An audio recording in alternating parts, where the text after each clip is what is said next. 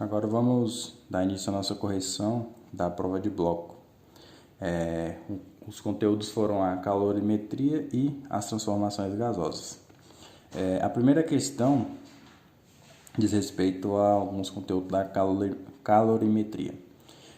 Para aquecer 500 gramas de certa substância de 20 graus para 70, foram necessárias 4.000 calorias. A quantidade de calor específico sofrido por essa substância será de 0,024.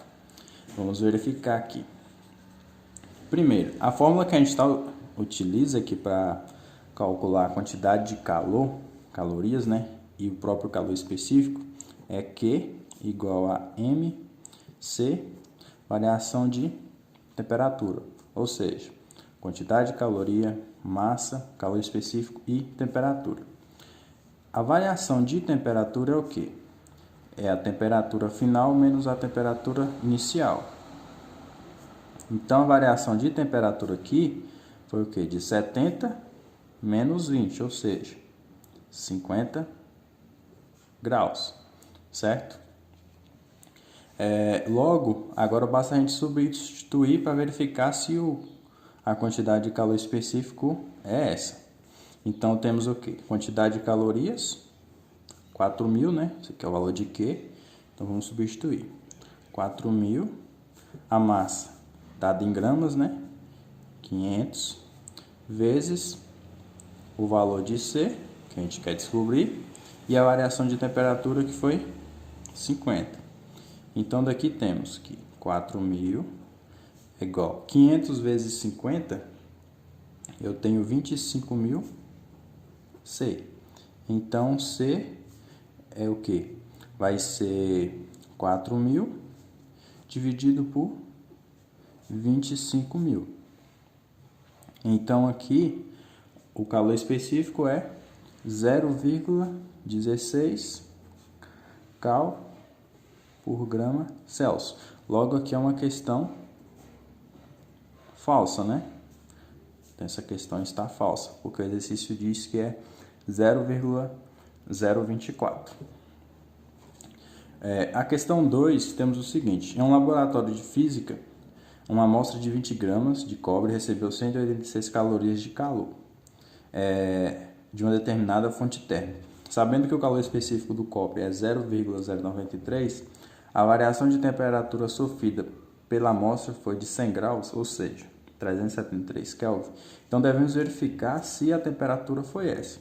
Então, novamente, vamos utilizar a fórmula Q é igual a MC, variação de temperatura. Então, qual é o valor de Q? 186 calorias. Então, tem 186, uma massa de 20, um calor específico de 0,093 e a variação de temperatura, que é o que a gente quer descobrir. Então, 186 é o quê? 20 vezes 0,093, eu tenho 1,86 delta teta. Então, delta teta, né, que é a nossa variação de temperatura, vai ser quem? Vai ser 186 dividido por 1,86, que eu tenho 100 graus Celsius ou 373 Kelvin. Então, por isso a questão é verdadeira. A questão 3, temos o seguinte. Calor específico é uma grandeza característica apenas de sólidos e gases e representa a quantidade de energia necessária para que 1 grama de uma determinada substância sofra uma variação de 1 grau, certo, né? Aqui a gente está tratando da definição de calor específico, ou seja, ele é necessário para transformar 1 grama de substância, ela vai ocorrer em 1 grau, né? O calor específico. Então, aqui é a nossa definição, né, de calor. Então, por isso a questão está verdadeira. Aqui na questão 4, a quantidade de calor necessária para aquecer 200 gramas de água de 10 graus para 70, dado o calor específico da água, 1 caloria, de 1.200 calorias, então temos que descobrir o valor de Q, né? Q é igual a MC delta teta. Então, Q, qual o valor de M? 200 gramas. Vezes o calor específico, que é 1,0, vezes a variação de temperatura. De 10 para 70, a variação foi de 60, né? Então, a quantidade de calorias é 200 vezes 1 vezes 60. Eu tenho 12.000 calorias, né? O que torna a nossa questão verdadeira. Confere aqui. Na questão 5, temos então outra definição. Dentre as formas de calor, temos o calor específico e o calor latente. Acabamos de definir lá o calor específico. O calor latente corresponde à quantidade de calor recebida ou cedida por um corpo. Desta forma, o calor latente mantém a temperatura e modifica o estado físico. Correto, né? Aqui é a nossa definição de calor latente, de acordo com vimos lá nas aulas. A questão está verdadeira, né? Que o calor, diferente do calor específico, o calor latente ele mantém a temperatura e modifica o estado físico do sólido, do material. Na questão 6, um objeto com 700 gramas variou sua temperatura de 12 para 120. Então, aqui temos uma variação aqui.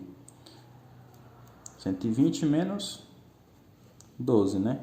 Então, a nossa variação foi de 108 graus. Ao receber 6.000 calorias. O calor específico sofrido por esse objeto após realizarmos os cálculos foi de 0,07. Então, vamos lá. Eu tenho 6.000 calorias, né? Que é o valor de Q aqui. Aqui a gente já viu que é a variação de temperatura. Aqui temos a nossa massa, né? Então, vamos substituir. A massa é quanto? 700 vezes o valor de C, vezes 108, que é a variação de temperatura.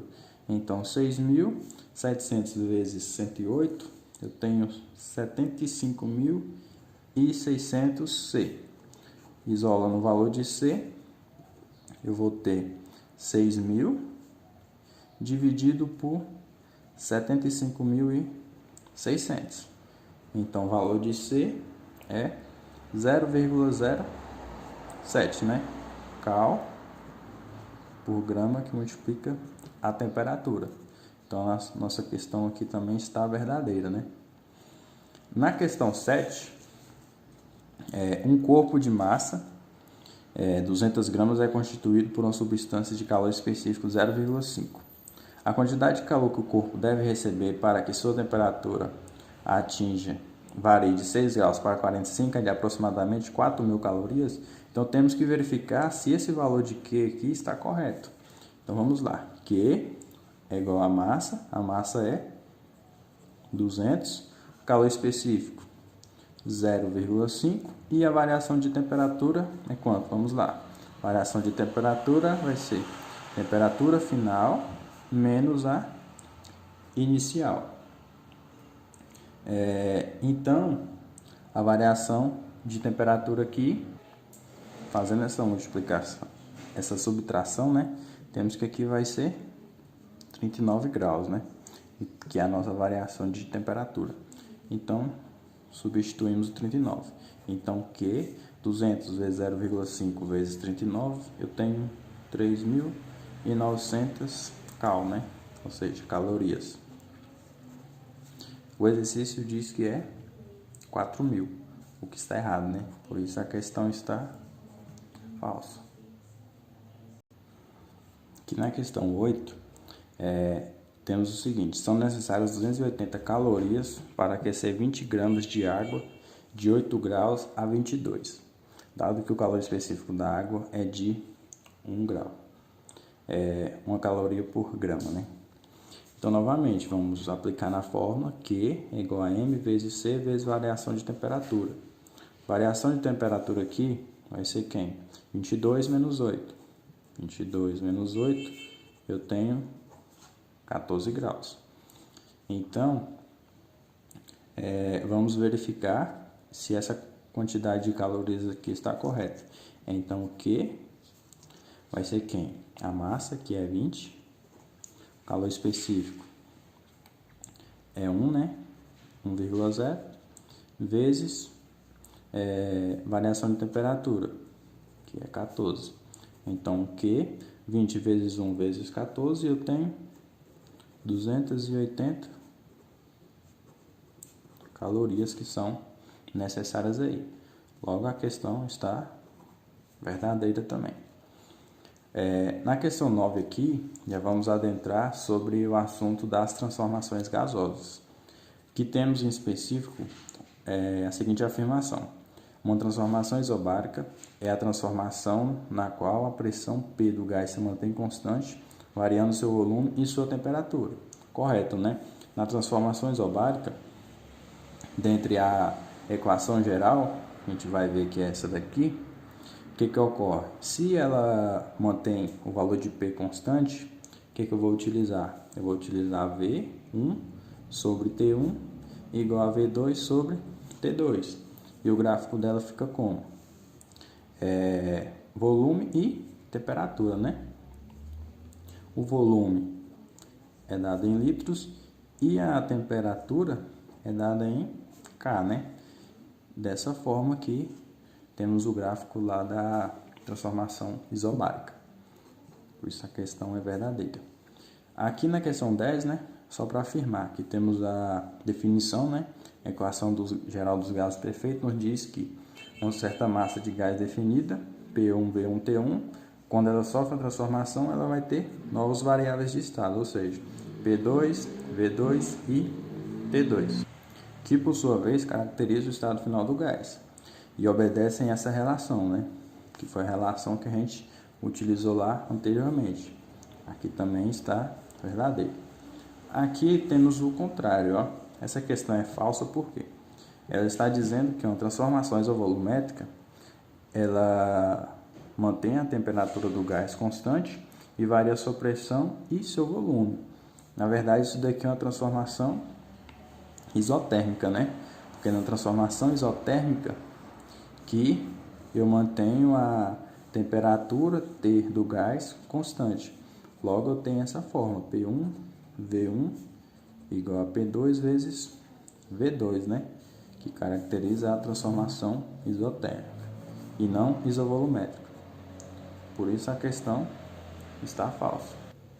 No próximo item, agora sim, temos que uma transformação isovolumétrica é uma transformação na qual o volume V do gás se mantém constante, variando sua pressão P e sua temperatura. Se o volume é constante, qual é a fórmula que a gente utiliza? P1 sobre T1 é igual a P2 sobre T2, né? E o gráfico relaciona quem? A temperatura Kelvin e a pressão ATM, né? E ele é bem parecido com o gráfico da transformação isobárica. Na questão 13, temos uma aplicação dessa forma. O pequeno recipiente de gás tem 6 litros de volume e a temperatura de 37 graus. Apresenta a pressão interna de 15 atm, resfriando-se o recipiente até a temperatura de menos 22. Queremos descobrir qual será, se a pressão final do gás em atm será de 12,14. Então vamos lá. Temos aqui, se está desprezando a variação do volume, o que a gente vai utilizar? A gente não utiliza o volume aqui da fórmula, né? Então vai ficar P1 sobre T1 igual a P2 sobre T2. Outra coisa a se ressaltar, que nas transformações gasosas, a gente utiliza a escala Kelvin. Então temos que transformar a temperatura Celsius em Kelvin. Temperatura 1 é quanto? 37 graus. Então 37 graus, transformando para Kelvin, o que eu tenho que fazer? Somar 273. Então minha temperatura 1 aí vai ser quanto? 310 K. Temperatura 2, menos 22 Celsius. Somando com 273, eu vou ter 251 Kelvin, né? Então, essa é a nossa nova temperatura, que é a pressão 15 atm. Então, vamos lá. Substituindo nessa forma. Então, eu tenho aqui 15 sobre 310 é igual a P2, né, que a gente quer descobrir, sobre 251. Então, 310 P2, 15 vezes 251, temos 3.765. Então, P2 vai ficar 3.765 dividido por 310. Então, P2 é exatamente 12,14, né? Que é o valor que a questão nos dá. ATM.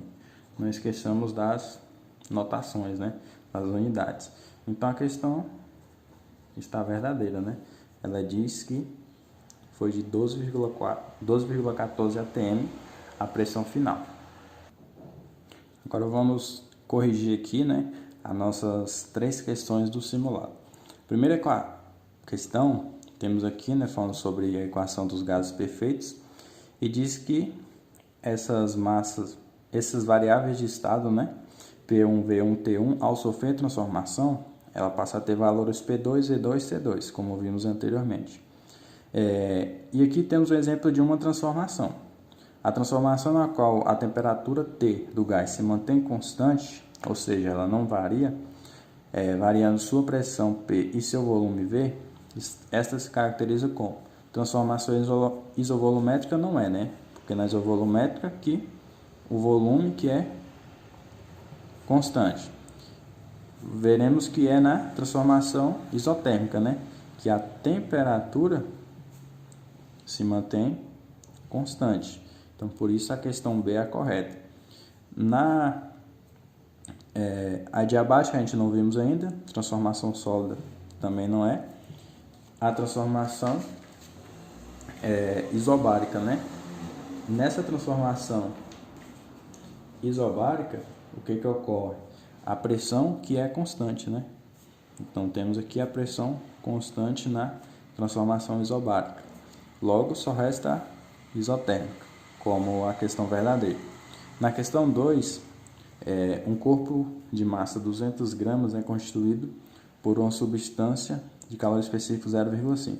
A quantidade de calor que o corpo deve receber para que sua temperatura varie 45 K é de exatamente, então vamos lá. A fórmula é Q igual a M vezes C vezes a variação de temperatura. Então, o valor de Q, né, que ele quer descobrir, que é a quantidade de calorias, uma massa de 200, calor específico 0,5 e na variação de temperatura 45 K.